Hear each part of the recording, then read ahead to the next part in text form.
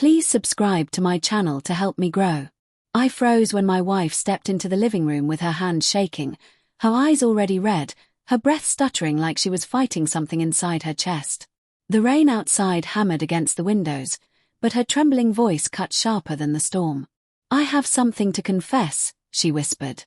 My heartbeat slammed so loudly that for a moment I thought I wouldn't hear the rest. The sentence felt like a knife pressed against my ribs, waiting for the slightest movement to slip in.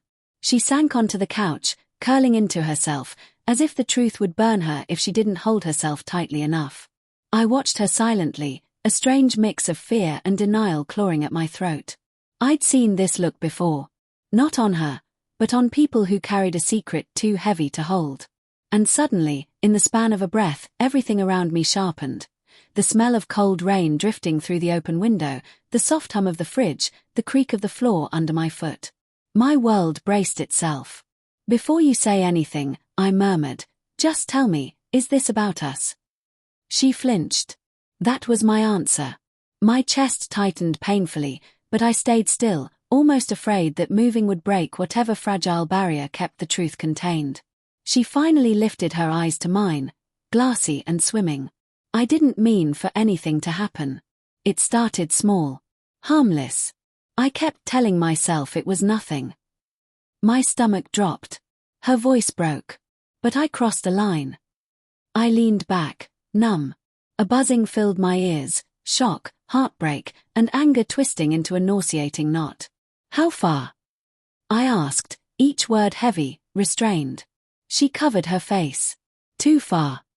Silence spread like frost between us. Images flashed through my mind.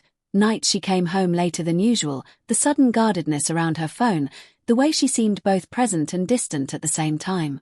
I'd rationalized everything, choosing love over suspicion. Who? I asked softly. She swallowed hard. Someone from work. Of course. The one place I couldn't follow. The unspoken territory where trust was the only thing protecting you. What exactly happened? My voice was steady, but inside I felt myself cracking. Her confession came in fragments, shared lunches that became lingering conversations, moments that turned into touches that turned into something that stole pieces of her she never returned to me. She said she ended it weeks ago, but the damage didn't need time to grow. It bloomed instantly, like a bruise under light. When she finished, she stared at the floor. I'm so sorry. I thought I could bury it, but I can't look at you without breaking. I closed my eyes, fighting the wave of betrayal rising inside me. Why tell me now? Because I still love you, she whispered. And I couldn't stand lying anymore. Love. The word hit me harder than the confession. I stood slowly, feeling weak. You didn't just hurt me, I said quietly. You broke something I can't get back. She reached for my hand instinctively. I stepped back. Her face crumpled, but I wasn't ready to be touched, not by the same hands that had belonged to someone else. Yet in the thick silence that followed, I realized something painful. I didn't hate her. I hated the truth, the choices, the betrayal, but not her. That made everything worse. I need time, I said finally. Real time. And you need to figure out why you let this happen. She nodded, tears slipping down her cheeks. I'll do whatever it takes.